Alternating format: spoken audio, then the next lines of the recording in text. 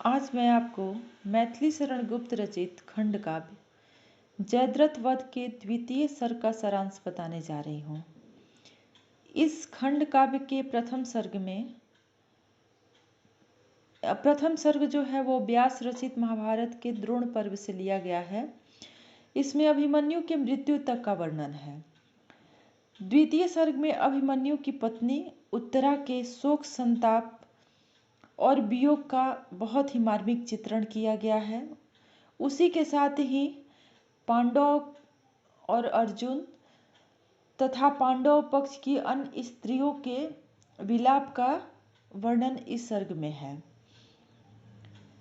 इस सर्ग को शुरू करते हुए कवि लिखते हैं, इस भांति पाई वीर गति सौभद्र ने संग्राम में, होने लगे उत्सव निहत भी शत्रुओं के धाम में। पर शोक पांडव पक्ष में सर्वत्र ऐसा छा गया, मानो अचानक सुखद जीवन सार सर्व बिला गया। प्रिय मृत्यु का प्रिय महासंवाद पाकर विष भरा, चित्रस्त सी निर्जीव मानो रह गई हत उत्तरा। वीर गति सौभद्र यहाँ कहा गया है अभिमन्यु के लिए, क्योंकि सुभद्रा उसकी माँ है, सुभद्रा का पुत्र सौभद्र। अभिमन्यु के वीर गति प्राप्त होने के बाद शत्रु पक्ष यानी कौरव में उत्साह का माहौल है, वहाँ उत्सव मनाए जा रहे हैं, किंतु पांडव पक्ष में घोर शोक छाया हुआ है। ऐसा लगता है कि पांडव का सर्वस्व छीन गया है और उसकी पत्नी उत्तरा का इतना विचित्र हाल है कि वो पति के वीर गति को प्राप्त होने का समाचार सुन के एकदम चित्रवत हो गई है। वो ना कोई भी किसी भी प्रकार का वो गतिविधि नहीं कर पा रही है। उसे विश्वास ही नहीं हो रहा है कि उसका पति वीर गति को प्राप्त हो चुका है। उसके लिए लिखते हैं कवि, संज्ञा रहित तत्काल ही फिर वह धरा पर गिर पड़ी, उस काल मूर्छा भी अहो हितकर हुई उसको बड़ी। यह संज्ञा रहित, संज्ञा ऐसे साधारणतः आप से पूछा जाए कि संज्ञा किसे कहते हैं तो आप बताएंगे कि किसी व्यक्ति वस्तु या स्थान के नाम को कहते हैं, लेकिन यहाँ संज्ञा से तात्पर्य है कि चेतना शक्ति, होश, ज्ञान।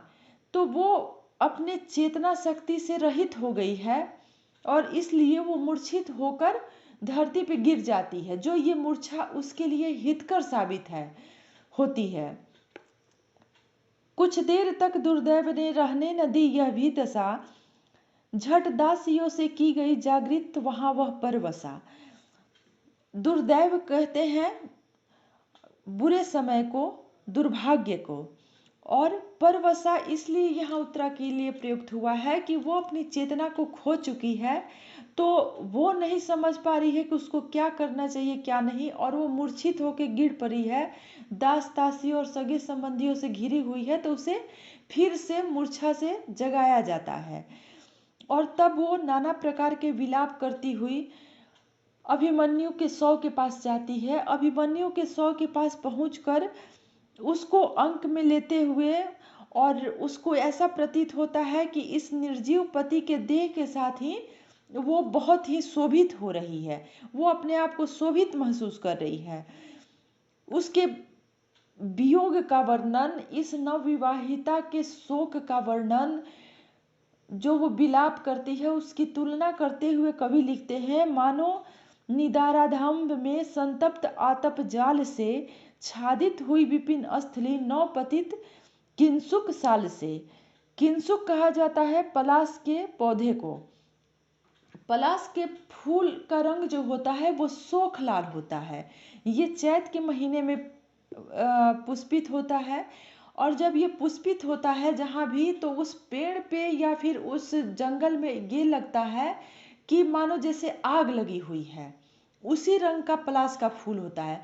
तो ये पति के वियोग में विलाप करती हुई इस नवविवाहिता का जो संताप इतना दारुण है, इतना वो तपता हुआ है उसके अंदर, कि उसकी तुलना पलाश से करते हुए, और फिर वो कहते हैं कि उस पर से किसी ने साल, जो कि हम गर्मी के लिए ओढ़ते हैं गर्म कपड़ा, कि उसको उस आग के ऊपर से किसी ने उड़ा दिया है। इतनी शोक संतप्त वो नवविवाहिता है, क्योंकि वो अभी उसकी शादी को कुछ ही दिन हुए हैं और वो पति उसका मात्र 16 साल का, और ये नवविवाहिता कितने 15 या 16 साल की। तो इसका जो वियोग का वर्णन है यहाँ पे एक पत्नी का, वह बहुत ही मार्मिक दृश्य प्रस्तुत करता है। ये स्थापित करते हुए कवि लिखते हैं कि बहुविध विलाप प्रलाप वह करने लगी उस शोक में। विलाप और प्रलाप, विलाप वो शोक में कर रही है, और प्रलाप इसलिए कवि यहाँ लिखते हैं, प्रलाप हम कहते हैं कि जो पागलों की भांति करता है और बोलता है, लेकिन यहाँ ये नकारात्मक भाव नहीं दे रहा है। यहाँ इस प्रलाप का ये मतलब है कि उत्तरा अपनी चेतना को खो चुकी है, वो संज्ञा रहित हो चुकी है, और उस बदहवास सी होके जो उसके दिमाग में आ रहा है, जो भी समय उसने व्यतीत अभिमन्यु के साथ किया है, वो सब वो बोलती जा रही है। मतलब उसकी दशा पति वियोग के कारण उसकी दशा इस तरह पागलों की भांति हो गई है कि वो विलाप के साथ साथ कवि यहाँ प्रलाप कहते हैं कि विलाप प्रलाप वो करने लगी, वह प्रलाप की भांति कर रही है, बदहवासी में सब कर रही है। और कवि यहाँ पे स्थापित करते हैं कि निज प्रिया वियोग समान दुख होता न कोई लोक में। निज प्रिया वियोग समान दुख होता न कोई लोक में। अपने प्रिया, प्रिया मतलब जो भी साथी है, पति या पत्नी, उसमें से अगर एक कोई मृत्यु को प्राप्त हो जाए या उसका वियोग हो जाए, तो उससे बड़ा दुख इस संसार में कोई भी नहीं होता है उस स्त्री या पुरुष के लिए, जिसका कि वो एक साथी यहाँ से चला गया हो या उसके वियोग को उसको सहना पड़ रहा है। तो यहाँ तब अब आगे और उसके उत्तरा का ही वियोग वर्णन इसमें किया गया है, जिसको मैं और आगे के क्लास में बताऊंगी। तब तक के लिए धन्यवाद।